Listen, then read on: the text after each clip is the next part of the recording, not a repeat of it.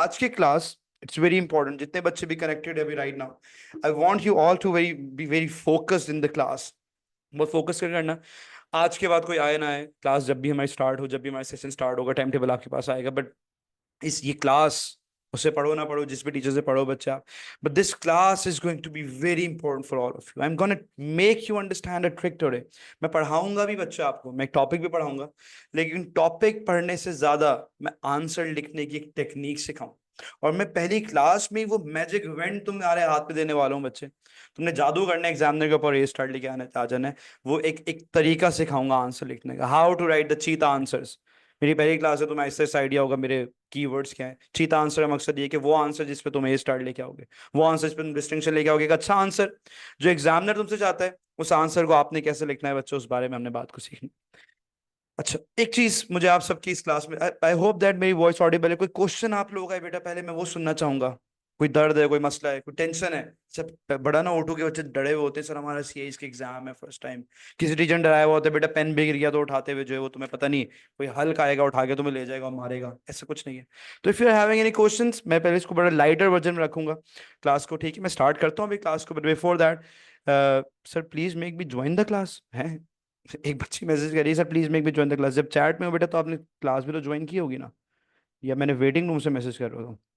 मैंने waiting room वाले बच्चों को अलाउ किया। एक मिनट रुकिएगा, मैं जरा वेटिंग रूम क्लोज कर दूं। Okay fine fine fine. So any questions? अच्छा, एक मेरी आप बच्चों से डिमांड होगी बेटा। What's that demand is that कि आप सब बच्चों के पास एक सामने, पहली बात तो ऐसे जैसे मैं एक चेयर पे, एक चेयर मैंने खरीदी हुई, थोड़े से पैसे डाले मैंने गुल्लक में जमा की, एक चेयर ले लिया। आप भी ऐसे या तो चेयर उठा लो कहीं से भी, टेबल से उस पर रखना, ठीक है? चेयर पे बैठना है, बेड पे नहीं लेट के क्लास करना प्लीज। मैं तुम्हें क्लास में, ऑनलाइन क्लास में तुम्हें रियल क्लास से ज्यादा वर्चुअल क्लास में मजा दिलवाऊंगा, पढ़ाऊंगा, ऐसा पढ़ाऊंगा बच्चे जो तुम्हारी एक रियल फिजिकल क्लास से बहुत बेहतर होगी। I am damn sure about that. मुझे सिर्फ दो चीजों की जरूरत है, एक तुम्हारा फोकस, फोकस होना चाहिए बच्चे तुम्हें क्लास करना, दैट्स वेरी इंपॉर्टेंट। वो तुमने खुद लेके आना है। और फोकस होने का एक तरीका क्या है कि बेड पे मत लेटो, एक टेबल एक चेयर कोई भी रख लो, dining table anything, study table है आपके पास तो वहां बैठो, जो भी, but you should be sitting on that. एक रजिस्टर मेरे हाथ में, मेरे क्लास में लिखना बड़ा जरूरी होता है। अभी तो छोटा सा एक सिलेबस है, वो लिखो ना लिखो उसका स्क्रीनशॉट लेना, आगे मैं कुछ चीजें लिखवाऊंगा, लिखना बहुत जरूरी है। लिखोगे जो चीजों में समझाऊंगा, वही तुम्हारे ए स्टार का जरिए बच्चे। Sir I found maths very difficult, don't worry बेटा, आप सर हमसे क्लास में आगे आपको मैथ्स कुछ टाइम में आसान लगने लगेंगे। आपकी जो क्यूरीज है यहाँ लिख दो बच्चे। वैसे तो मुझे पता है आप सबकी क्या क्यूरीज है, हर साल मुझे पता है बच्चे की क्या क्यूरीज होती है, उसे कैसे मैंने लेके जाना है, उस पॉइंट पे लेके आना है कि वो एक स्टार लेके आ जाए। बच्चे वीकली आपकी जो भी क्लासेस होंगी उसके साथ जो है वो सब चीज़ें होंगी, मैं अपने आपको असिस्टेंट से लिंक करवा दूंगा, उसमें क्विज़ेस किस तरह से होंगे, फिर उसकी चेकिंग मैं खुद करूंगा एंड एवरीथिंग लाइक दैट। फिर एक रिकॉर्डेड पोर्टल आपको प्रोवाइड करूंगा जिसमें सारे के सारी आपकी रिकॉर्डेड, इन केस वैसे तो मैं हमेशा कहूंगा, मेरे टीम मेंबर आपसे जरूर पूछेंगे अगर कोई बच्चा क्लास में नहीं आता आगे, तो वो जरूर आपसे पूछेंगे आप क्यों नहीं आए। If you will be having a solid reason, फिर आपको रिकॉर्डेड लेक्चर मिल जाएंगे। रिकॉर्डेड लेक्चर वैसे after a month you can see that, हर बच्चे को जो है वो recorded lecture after a month का मकसद ये, हर क्लास के 2 से 3 क्लासेस बाद आपको रिकॉर्डेड लेक्चर मिलेंगे। मैं एक बार पहले से क्यों नहीं देता हूँ, क्योंकि फिर बच्चे रिकॉर्डेड लेक्चर पे अप्लाई करना शुरू कर देते हैं। किसी का कोई मसला हो, क्लैश आ रहा हो, तो दैट समथिंग एल्स। खैर, स्टार्टिंग विद द जर्नी, जरा आगे पीछे की बातें खत्म करके स्टार्ट करते हैं। सर चैप्टर 12 हिस्ट्री में गवर्नर जनरल क्वेश्चन में प्राइम मिनिस्टर मेंशन करते हैं ना? जी बेटा करते हैं, करते हैं। ये सवाल अभी बहुत आगे का, हम आगे डिस्कस करें। बेटा सवाल पेपर आपका पीएचडी का है, that shares the code of 2059/0448, ठीक है? 2059 जो बच्चे आपका जीसीएससी दे रहे हैं, जो आईजीसीएससी दे रहे हैं वो 0448, जो एडएक्सएल दे रहे हैं उनका अपना कोड है। पढ़ाऊंगा मैं तीनों के पैटर्न्स के हिसाब से, ठीक है? तीनों के सेम पैटर्न, उसको मैं समझाऊंगा आप बच्चों को। बेटा पेपर 1 और पेपर 2 आपके पास दो पेपर्स होते हैं, ठीक है? मैं छोटी सी बात, ज्यादा टाइम मैं स्पेंड लूंगा यार, इस सिलेबस डिस्कशन पे मैं पूरी क्लास से लेके जाता पहली क्लास में। I would like to make you understand the topic. एक चीज सिखाने वाला हूं तुम्हें, मैंने बोला मैजिक बैंड, एक चीता टेक्निक सिखाने वाला, तो be very active in the class. I hope सबको वॉइस भी क्लियर है, मैंने माइक ही कनेक्ट किया हुआ ना, जस्ट अ सेकेंड। हाँ माइक कनेक्टेड है, ठीक है। काफ़ी टाइम हो गया ना, मैंने क्लास भी काफ़ी दिनों बाद लिया आज। मई जून की 25 की फर्स्ट क्लास है after the May June 24 session and जब ऑनलाइन। खैर बेटा paper 1 that's about history, paper 2 that's about geography. Paper 1 किसके बारे में बेटे आपका? पेपर 1 हिस्ट्री में है, 75 मार्क्स का पेपर आता है, शायद किसी को पता हो, जिसको नहीं पता उसके लिए भी उससे सीख लिया। ये बेसिक बातें हैं यार, ये तो हम सीख लेंगे थ्रू आउट द ईयर। आज जो आया है क्लास में, इतना टाइम निकाला है बेटा आप लोगों ने, ठीक है? तो उस पर जरा हम फोकस करेंगे और will be talking about that कि उसको हमने कैसे कवर करना है। पेपर 1 हिस्ट्री है बेटा, 75 मार्क्स का पेपर होता है, 1 आवर 30 मिनट्स होते हैं। लिखना है लिख लो, पिक्चर लेनी पिक्चर ले लो अभी, ठीक है? अभी जो है फर्स्ट क्लास में फिर आगे कुछ बातें वो लास्ट में लिखनी। Paper 2 is all about geography, 75 marks का, सेम मार्क्स हैं, सेम वेटेज है, 1 आवर 30 मिनट्स का एग्जाम होता है, सबको पता है। हिस्ट्री का सिलेबस बच्चे मैंने यहाँ पे लिखा हुआ है, ठीक है। मैं थोड़ा हिस्ट्री का सिलेबस समझा देता हूँ। डिक्लाइन ऑफ मुगल एम्पायर है, फिर एंटर द ब्रिटिश है, मुस्लिम रिफॉर्मर्स का टॉपिक है, वॉर ऑफ इंडिपेंडेंस पढ़ेंगे, सर सैयद अहमद खान, लैंग्वेजेस, ये 6 चैप्टर्स हैं, section 1 and. Sir will this file be share? Yes बेटा, ये फाइल बिल्कुल शेयर की जाएगी, लेकिन I want you all to write in the class, write in the class, मेरे साथ साथ लिखो, क्योंकि मैं क्लास में बेटा, मैं आपको, मेरे पास ये पूरा लेक्चर, ये देखो मैं तुम्हें दिखा दूं एक चीज। मेरे पास ये पूरा मई जून 24 का मैंने स्लाइड वैसे ओपन की हुई, ये पूरा 525 स्लाइड्स, अगर तुम थोड़ा फोकस करो, ये तुम्हें नजर आई है, 525 स्लाइड्स हैं। इसमें पूरा मेरा सिलेबस कंप्लीट होगा, ज्योग्राफी और हिस्ट्री का, पास पेपर्स के अलावा, ठीक है। मैं ये अभी तुम्हें ट्रांसफर कर सकता हूँ, तुम कर सकते हो, लेकिन मैं क्लास में, और मैं इसी से भी पढ़ा सकता हूँ बेटा आपको इस फाइल से, इसमें सब कुछ लिखा हुआ है, बट मैं दोबारा लिखूंगा इस लेक्चर को, हर साल लिखूंगा। क्यों लिखता हूँ बच्चे? क्योंकि आपने मेरे साथ लिखना है, जब तक आप लिखोगे नहीं आप सीखोगे। मेरी क्लास का पहला सूल, you have to write within the class, ये नहीं कि सर के पिक्चर्स लेनी, बाद में कोई नहीं लिखता, you have to write within the class. खैर, एंड द ब्रिटिश चैप्टर, फिर section B is all about the making of Pakistan, आप सबको इतना पता होगा, नहीं पता कोई मसला नहीं। अच्छा, मैं सिखाता बिल्कुल स्क्रैच से। भाई इंडिपेंडेंस कब हुई पाकिस्तान की, जल्दी से बताइए, गलत बताओ, गलत बताने में मजा आता है। इंडिपेंडेंस डेट क्या है पाकिस्तान की?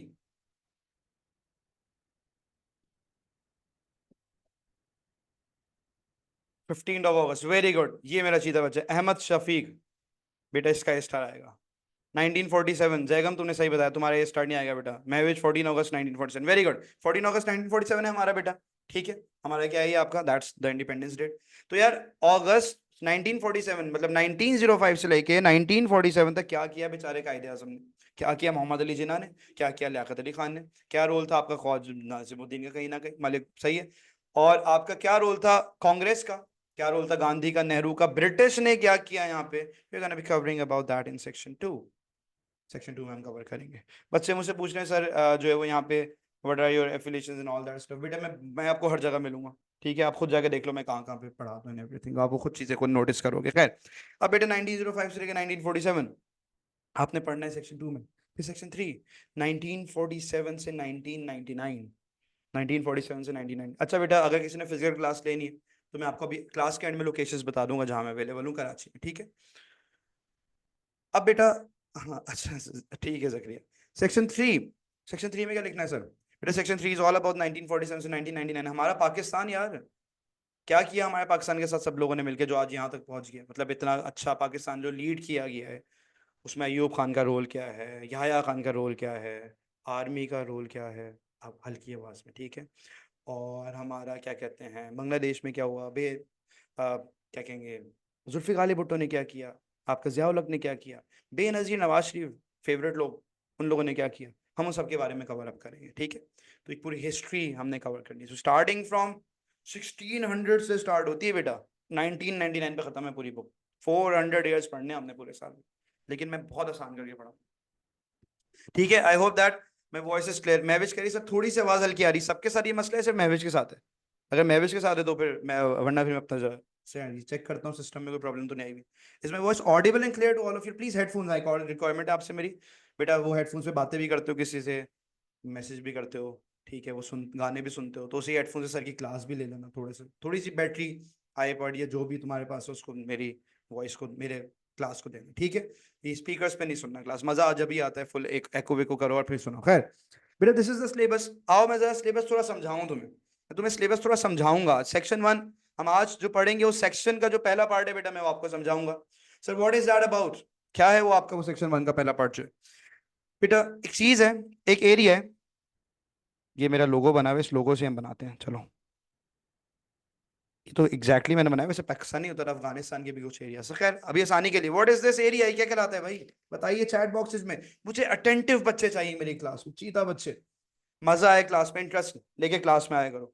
बोलो कि सर हम जाए क्लास, दिल कर रहा है क्लास में जाने का, मैं मीम से दिखाऊंगा, सब कुछ कराऊंगा, पार्टी कराऊंगा क्लास में, लेकिन पढ़ाई के साथ, पढ़ाई मैं बहुत ज्यादा कराता हूँ साथ में, हम लोगों ने थ्रू आउट द जर्नी पर कनेक्ट करना है बच्चे। भाई क्या है यहाँ पे सर आपका सब कॉन्टिनेंट, ये है सब कॉन्टिनेंट, वेरी गुड। ये बेटा मैं बात कर रहा हूँ 1600 की यार, तुम्हारे परदादा के दादा के दादा, ठीक है, हम उनकी बात कर रहे हैं किसी जमाने की।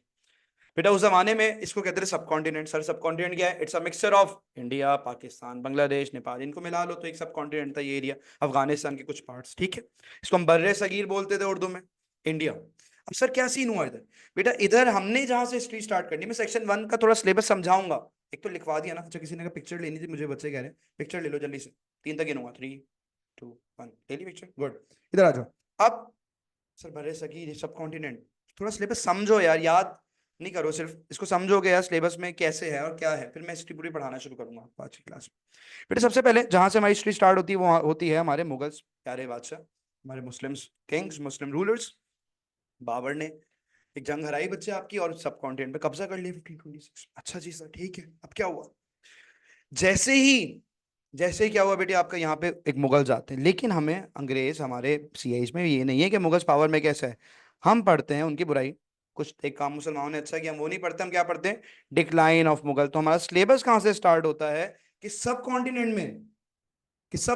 में, मुगल्स का डिक्लाइन किस तरह से आया, उस बारे में हमने बात करनी है। सब कॉन्टिनेंट में मुगल्स का डिक्लाइन किस तरह से आया, उसके बारे में बात करनी है, ठीक है। वहां से हमारा सिलेबस स्टार्ट होगा। जैसे ही बेटा मुगल्स का डिक्लाइन आ रहा है, ये मुगल्स हैं, डिक्लाइन आ रहे, नीचे आ रहे, नीचे आ रहे, नीचे आ रहे, नीचे आ रहे, नीचे आ रहे, ठीक है। इतना ही, कैमरा उससे नीचे नहीं। अच्छा बताओ, कौन एंटर हो रहा है? Who is entering in the sub continent? जल्दी से हरियर, ट्राई ट्राई करो, आता है तुम लोग आंसर यार। कौन एंटर हो रहा है? शावली लगा सेंटर हो रहा है, क्या कर रहे हो? नहीं रिफॉर्मर्स एंटर नहीं हो रहे, कौन एंटर हो रहे हैं? ईआईसी, अंग्रेज, ब्रिटिशर्स।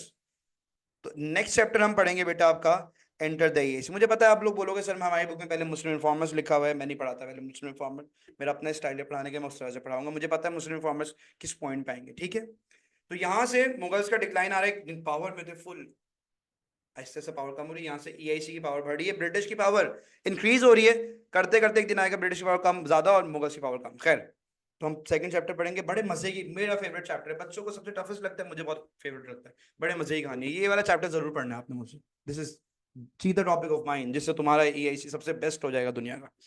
और एग्जामिनर का भी कॉमन क्वेश्चन है बहुत ज्यादा, वो अपने से बहुत क्वेश्चन करता है। खैर, फिर गेस्ट पेपर और सब चीजें हम आखिर में कवर करेंगे, जो मेरे पास सवाल आ रहे हैं एवरीथिंग मैं उसका आंसर करूँ। Enter the EIC. सर उसके बाद ईआईसी एंटर होता है तो क्या होता है भाई बेटा, ईआईसी के एंटर होने के बाद जो आपने नेक्स्ट बात समझनी, वो कुछ ऐसा होता है, कुछ 1850s आ जाता है, 250 ईयर्स गुजर गए, अब हम पढ़ेंगे, बस मैं एक लॉजिक दे रहा हूँ उस पूरे सेक्शन 1 की।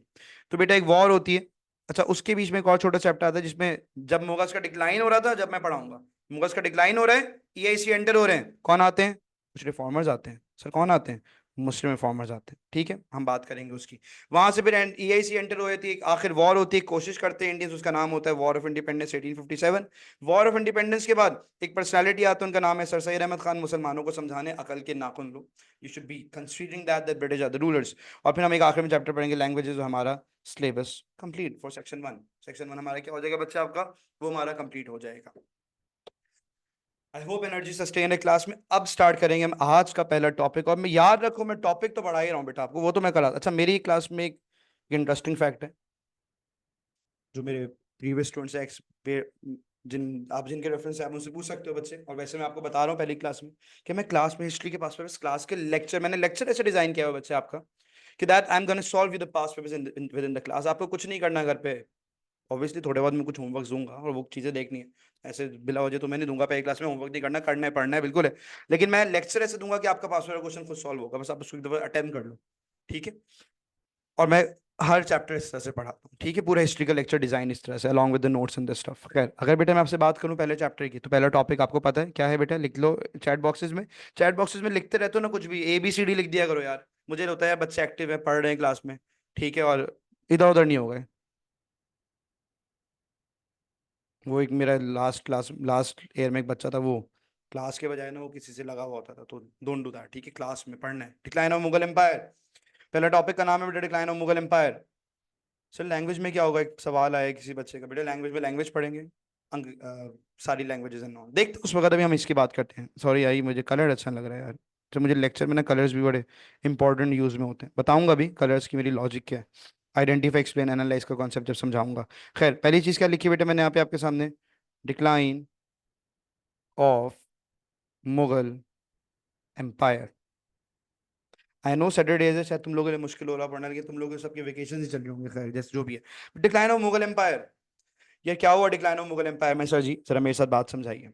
बेटा डिक्लाइन ऑफ मुगल एम्पायर में हमने फर्स्ट बात समझनी है, बताइए जल्दी से, मुझे आपसे पूछना है, प्रायर नॉलेज ट्राई करो, क्यों आया मुगल्स का डिक्लाइन, कुछ पता है, पढ़ा तो होगा कभी ना कभी यार, डेथ ऑफ औरंगजेब किसी बच्चे ने कहा मुझे, ठीक है, और जल्दी से ट्राई करो, ट्राई करो। पर्ल मॉस, Maratha, succession dispute, lavish lifestyles, आपके आंसर्स पढ़ रहा हूं मैं। फाइटिंग बिटवीन द फैमिली, ठीक है, लेकिन चीता वर्ड्स को यूज नहीं कर रहा। Weak administration, invasions foreign and local, princes rebelled, incompetent rulers, expanding empire. Very good, very good, सबने अच्छे पॉइंट शेयर किए। बट वो वाली बात है जो मैं या जो एग्जाम में चाहता उसके वर्ड्स कम थे, लेकिन गुड, गुड। आओ जरा हम स्टार्ट करें। There were seven major reasons for the decline of Mughal empire. Decline of Mughal empire के पीछे 7 वजह, 7। हम कवर करेंगे वन बाय वन। पहली मैं एक रीजन बेटा आपको बता रहा हूँ। आप सबके रीजन मैंने सुन ली, ठीक है, मैं आपको एक रीजन बता रहा हूँ और मैं आपको एक ट्रिक सिखा रहा हूँ आज। अच्छा, एक चीज मैं और शेयर कर लूँ, छोटी सी, लिख लो अपने पास। अच्छा, आई होप कि सबके पेन साथ चल रहे हैं। अगर तुम ऐसे करके सो रहे हो क्लास के अंदर, फुल चिल पार्टी चल रही है, तो बेटा नहीं होगा हमारा काम। पढ़ाई रजिस्टर नहीं है, मैं अभी दे रहा हूँ, मैं 20 सेकंड दे रहा हूँ, 30 सेकंड दे रहा हूँ, भाग के जाओ, रजिस्टर उठा के लेके आओ, पेन उठा के लेके आओ कहीं से भी, if you are not having that. ठीक है सर, एक बच्चा का सर पेन और बुका भी नहीं है, बेटा कहीं तो होगा ना, कोई घर में भाई बहन होगा, कोई होगा, अम्मा किसी पे राशन लिखती होंगी, कुछ तो होगा ना यार, कहीं तो लिख सकते हो, कोई कागज ले आओ उठा के। ठीक है, जब भाग के जाओ, लेकिन लेके आओ। मैं ऐसे नहीं पढ़ाता, मैं पढ़ाता ही नहीं, और अगर तुम ऐसे पढ़ोगे तो मेरी क्लास में फायदा नहीं है। जाओ एंजॉय करो, लिखोगे मेरी क्लास में, लिखोगे एक्स्ट्रा आएगा, नहीं लिखोगे यू आएगा, सीधी सी बात बता रहा हूँ। ठीक है, giving you time to grab the paper and the pen, कुछ भी ले आओ, भले से उस पेपर को बाद में उड़ा देना, जहाज बना के उड़ा देना। अच्छा बेटा, ये मीटिंग एंड होगी, मेरा वो भी जूम, पता नहीं मैंने प्लेटफॉर्म में क्या हुआ है, अपडेट नहीं हुआ, क्या चक्कर है ये, लाइसेंस नहीं हुआ, नेक्स्ट क्लास में आपका होगा। लेकिन ये कि अभी इसको इसी सेम लिंक पे रीज्वाइन कर लिएगा आप लोग जैसे ही मीटिंग एंड, सेम लिंक पे रीज्वाइन कर लिएगा जैसे ही मीटिंग एंड हो, ठीक है। अच्छा, अब बेटा, decline of Mughal empire. Sir क्या हुआ डिक्लाइन ऑफ मुगल एम्पायर में, जरा बात समझाएं। ठीक है, इसको जरा हम समझने की कोशिश करेंगे, क्या हुआ डिक्लाइन ऑफ मुगल एम्पायर में। बेटा, सबसे पहली रीजन जो मैं आपको समझाना चाहूंगा, that is about no law of succession. क्या है बेटा वो आपका? नो, क्या है भाई? No law of succession. अच्छा, मैं एक बात बताता बताते बताते भूल गया, दोबारा बताया हूँ, पहले यहाँ लिख लो, no law of succession. Sir क्या बात बताए थे बेटा? मैं आपको एक बात बता रहा था, बहुत सारे बच्चों को शायद पता हो, जिसने कभी पेपर देखा है हिस्ट्री का, नहीं देखा तो अभी पता लग जाएगा। सर क्या है बेटा? पॉइंट ये है कि आपके पास ना हिस्ट्री में ना क्वेश्चन, 5 क्वेश्चन आते हैं, क्वेश्चन 1 होता है, 2 3 4 5 क्वेश्चन होता है, उसमें से 2 करने होते हैं। तो पैटर्न हम देख लेंगे अभी फिलहाल ये कि क्वेश्चन 2 3 4 5 जो होते हैं, हर क्वेश्चन में 3 पार्ट्स होते हैं, बस इतनी बात समझ लो, ज्यादा भी कॉम्प्लेक्सिटी नहीं करूंगा मैं बात में। उसमें 3 पार्ट्स होते हैं, ए बी और सी। क्वेश्चन 2 3 4 5, क्वेश्चन 1 का पैटर्न थोड़ा डिफरेंट है, उसमें सोर्स बेस्ड होते हैं क्वेश्चन। एक होता है 4 मार्क्स का, एक होता है 7 मार्क्स का, एक होता है 14 मार्क्स का, हर किसी का अलग स्टाइल है लिखने का। मैं तुम्हें 14 मार्क्स का, क्योंकि जो बच्चा आया है आगे ना आए, जो भी रीजन हो, तो बेटा मुझसे ये सीख के जरूर जाओ, क्योंकि ये टेक्निक मैं सिखा के तुम्हें भेजूंगा, ये सीख ली तो तुम्हारा ए स्टार आ जाएगा। फिर पढ़ो जैसे भी पढ़ो, ये टेक्निक सीख लो। ऑब्वियसली फर्स्ट क्लास में प्रॉपरली लिखना नहीं सीखोगे, लेकिन एटलीस्ट समझ लोगे कि है क्या, एग्जामिनर चाहता क्या है। यार एक बात याद रखो बेटा, मैं तुम्हें सिर्फ पढ़ाऊंगा नहीं सिलेबस, मैं तुम्हें एग्जामिनर को इंप्रेस करना सिखाऊंगा। मेरे बच्चों को पता है कि यार मैं एग्जामिनर को इंप्रेस करना सिखाऊंगा, ज्योग्राफी में, हिस्ट्री में, तुम्हें इंप्रेस करना है बच्चे। जैसे कभी किसी को फूल देके इंप्रेस करते हो ना, मैसेज करके इंप्रेस करते हो, पिकअप लाइंस देके इंप्रेस करते हो, ऐसे ना एग्जामिनर को इंप्रेस करने की टेक्निक क्या है वो सिखाऊंगा। सर कैसे करते हैं एग्जामिनर को इम्प्रेस? बेटा 14 मार्क्स का आंसर की ट्रिक सिखा रहा हूँ। 14 मार्क्स के आंसर में हर पैराग्राफ में, ईच पैराग्राफ में मैं बात कर रहा हूँ, मैं पूरा आहिस्ते से सिखाऊंगा, पहली क्लास में पूरा आंसर नहीं सिखा सकता, लेकिन एक टेक्निक सिखाऊंगा आज बहुत जरूर। हर पैराग्राफ में एक टेक्निक है पैराग्राफ को फॉर्म करने की, और उसको मैं चीता टेक्निक कहता हूँ। ये मेरी टेक्निक नहीं, आपके हेड एग्जामिनर बारबरा मिलर की टेक्निक है, जो बच्चे को पता होनी चाहिए। And what is that technique? That technique is कि आपने बात को करना है आइडेंटिफाई, फिर आपने उसी पॉइंट को करना है एक्सप्लेन, और फिर आपने उसी पॉइंट को करना है एनालाइज। सर क्या है ये आइडेंटिफाई, एक्सप्लेन और एनालाइज? इस पे हम बात करते हैं। पहले 3 बातें सुन लो, मैंने क्या बोला आपसे? आपने एक पॉइंट को करना है आइडेंटिफाई, फिर आपने उसी पॉइंट को करना है एक्सप्लेन, और आपने फिर उस पॉइंट को करना है, ये सीख लो मेरे बच्चे, if you want to get a good grade. Lecture के साथ साथ ये बात समझाऊंगा, सुनो। डिक्लाइन ऑफ मुगल एम्पायर हमारा आज का टॉपिक है। डिक्लाइन ऑफ मुगल एम्पायर के पीछे जो एक मेजर फंडामेंटल रीजन हमें नजर आ रहा है बेटा आपका, वो है नो लॉ ऑफ सक्सेशन। पहले तो पता होना चाहिए है सक्सेशन की मीनिंग क्या होती है। पहले ईसा बेटा, बस हमने ये बात की, आप रजिस्टर लाते हो देर होगी, कि हर 14 मार्क्स का आंसर में आइडेंटिफाई, एक्सप्लेन, एनालाइज होता है। ठीक है, बस सुनो बात को बेटा। एक रीजन एक रीजन जो है बच्चे आपका डिक्लाइन के पीछे, वो है no law of succession. What is the meaning of succession? Succession क्या होता है? सर हम जैसे चेयर पे बैठे हुए हैं, ठीक है, भाग गया भाई, मैंने उठ के भाग रहा है, दिल निकल रहा है, ठीक है, खैर। तो जो चेयर पे मेरे बाद आके बैठेगा, मैं कहूंगा ही हैज सक्सीडेड मी। ठीक है, मैं पढ़ा रहा हूँ तुम्हें आज, सर हमजा खान, कल तुम्हें कोई और आके पढ़ाता है बच्चे इसी सीट पे, तो आप बोलोगे सर उसका नाम मिस्टर एक्स है, mister x has succeeded Hamza Khan. ठीक है, तो जो भी उसके बाद होता है, और जहाँ ये एम्पायर आते हैं तो उसके बाद, जैसे अभी शहबाज शरीफ हैव एक्सीडेड, वैसे शहबाज शरीफ ने खुद को एक्सीड किया, लेकिन शहबाज शरीफ एक्सीडेड इमरान खान कह लो, उससे पहले जो था, एग्जाम्पल दूंगा अगर तुम। सो एक्सीडेड बोल रहा हूँ, सक्सीडेड, ठीक है, खैर। तो यार सक्सेशन मतलब होता है एक के बाद दूसरा कौन आता है। अच्छा जी सर, ठीक है, अब हुआ क्या? बेटा सक्सेशन का कोई भी लॉ नहीं था, there was no fundamental law for succession. Sir what is the meaning of this कि सक्सेशन में कोई फंडामेंटल लॉ नहीं था?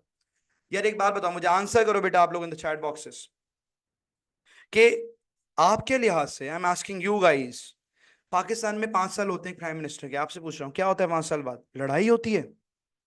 5 साल बाद क्या होता है कि नेक्स्ट प्राइम मिनिस्टर कैसे बनता है? सोचो। वेरी गुड आंसर दिया बच्चों ने, कोई कह रहे वोटिंग, कोई कह रहे इलेक्शन, दोनों बातें एक ही तकरीबन। तो इलेक्शंस होते हैं, अब सोचो, जस्ट फॉर अ वाइल दिमाग में इमेजिनेशन बनाओ, कुछ इलेक्शंस ना होते होते और सर हमजा खान लड़ने पहुंच जाते, बोलते हट जाओ भाई मैं बनूंगा प्राइम मिनिस्टर। इधर से कोई बच्चा आ गया भाग के, उधर से कोई और बच्ची आ गई भाग के, बोली मैं बनूंगी, फुल हमारी बॉक्सिंग चैंपियनशिप चल रही, मैं बनूंगा, मार रहे हम एक दूसरे को। कैसा लग रहा है पाकिस्तान का सुन के कि प्राइम मिनिस्टर की लड़ाई हो रही है बच्चे? तो अगर दिमाग में लाओ तो क्योस होगा, हर तरफ लड़ाई हो रही होगी, everyone will be fighting for that, और पता नहीं क्या हो रहा होगा। ऐसा कुछ आ रहा है दिमाग में? तो यार एक लॉ निकाला हुआ कि इलेक्शंस होंगे, लेकिन मुगल्स के जमाने में एक लॉ नहीं था। There was no law at that time period कि इलेक्शंस होने या क्या होने, कोई लॉ नहीं था बच्चे आपका। बेटे इसको समझना, बड़ा इंपॉर्टेंट बात समझा रहा हूं मैं आपको। There was no law at that time period कि आपके इलेक्शंस होने या क्या होने। और जब एक एम्पायर की डेथ होती थी तो उसके बाद दूसरे एम्पायर से लड़ना शुरू होता था। आओ मैं तुम्हें एग्जाम्पल समझाऊं बच्चे कि उस जमाने में मसला हो क्या रहा था। बेटा मैंने आपको अभी एक बात समझाई कि आपके आंसर में 3 चीजें, प्लीज इसको याद रखो। मैं बहुत स्लो रखा हुआ है लेक्चर फर्स्ट क्लास में, बहुत स्लो पढ़ाता हूँ मैं शुरू में कुछ डेज तक। उसकी वजह ये कि तुम्हें टेक्निक सीखनी है, जैसे टेक्निक समझ आ गई आंसर लिखने की, फिर तो हम भागेंगे। ठीक है, अच्छा अब सुनो बेटा, what's the point that you need to understand, समझो। बेटा मैंने आपसे बोला आपके आंसर में 3 चीज होनी चाहिए। एक होना चाहिए आइडेंटिफाई, आइडेंटिफाई मतलब आपने रीजन को आइडेंटिफाई करना। मैंने आपसे ये बोला कि मुगल एम्पायर के पीछे आइडेंटिफाई मैंने ये किया कि एक रीजन थी नो लॉ ऑफ सक्सेशन। क्या थी बच्चे आपकी एक रीजन क्या थी बच्चे आपकी? No law of succession. एक चीज और सुन लो बेटा, मैं ब्लैक कलर से अपने लेक्चर में क्या करूंगा? आइडेंटिफाई करूंगा। ब्लू कलर से मैं अपने लेक्चर में एक्सप्लेन करूंगा। और रेड कलर से या मरून कलर जिसको आप कह लो, उससे मैं क्या करूंगा? बात को एनालाइज। आपके विद इन द पैराग्राफ 3 चीजें सुन लेना, आज ये टेक्निक सीख लो, आइडेंटिफाई करना, एक्सप्लेन करना, और फिर बात को एनालाइज करना। अभी हम हिस्ट्री की बात कर रहे हैं तो मैं उसी पे रखूंगा बात को, ठीक है? अच्छा सर क्या हुआ जरा बताइए। बेटा सक्सेशन का लॉ नहीं था, उसकी एग्जांपल्स दो। आप ये बताओगे सक्सेशन का लॉ इस तरह से नहीं था, मैं एक्सप्लेन कर रहा हूं कि कैसे नहीं था। जैसे आप ये बताओगे शाहजहां 1657 में एक मुगल एम्पायर है, उनका नाम है शाहजहां। क्या नाम है बच्चों उनका? शाहजहां। शाहजहां की तबीयत खराब होती है, Shah Jahan fell ill, he was on his sick bed, death bed पे थे बच्चे, तबीयत खराब थी, बिल्कुल नियर टू डेथ थे, लेकिन he was still live. Shah Jahan fell ill, he is one of the empire, one of the king, he fell ill, that is sons started to fight, इनके 4 बेटे थे बच्चे, his 4 sons started to fight। क्या मतलब sir? बेटा इनके 4 बेटों ने लड़ना शुरू कर दिया। सर किस बात पे? That who should be going on the throne, who should be sitting on the throne. सोचो अभी बेटा, बेचारा बाप लेटा हुआ है मतलब सिक बैठ के, यार मैं मरने वाला हूँ, तो बेटे जाके पूछो उनसे वो क्या कर रहे हैं, वो लड़ना शुरू हो गए, मैंने बनना है एम्पायर। बड़ा बेटा बोल रहे हैं मैं, औरंगजेब बोल रहे हैं मैंने बनना है, धारा शिकोह बोल रहे हैं मैंने बनना है। अच्छा नाम याद करना भी जरूरी है नहीं, उसकी हम बात करते हैं। So that the point was that it was happening, ठीक है? अच्छा जी, 4 बेटों में से फिलहाल एक बेटा जीत गया। जो नेक्स्ट एम्पायर बना बच्चे उसमें से, उसका नाम था, जो next empire in between those 4 sons, जो नेक्स्ट एम्पायर बने बेटा उसका नाम था औरंगजेब। याद रखना, ब्लू ब्लू कलर से मैं एक्सप्लेन कर रहा हूँ, फिर एनालाइज की टेक्निक सिखाऊंगा, वो है मैजिक वैंड हमारे हाथ में। औरंगजेब बन गया, औरंगजेब ने अपने 3 भाइयों को हराया, बहुत लंबी जंग हुई तारे शिकोह के साथ, उसको जेल में डाल दिया गया था, फिर निकाला गया, एवरीथिंग। हम उसकी डिटेल में क्यों नहीं जा रहे, और मैं वो कहानियां सुनाऊंगा जरूर, लेकिन लिखने से उससे ज्यादा कुछ और फोकस कराऊंगा, ठीक है? चाहते जरूर शाहजहां ये थे कि दारा शिकोह बने उनके जो है वो नेक्स्ट एम्पायर, ठीक है, लेकिन फिर वो दारा शिकोह को जेल में डाला गया, फिर वो थ्रोन को कैप वो करके एंड ऑल दैट। अभी देखते हैं, जरा सुनो बात।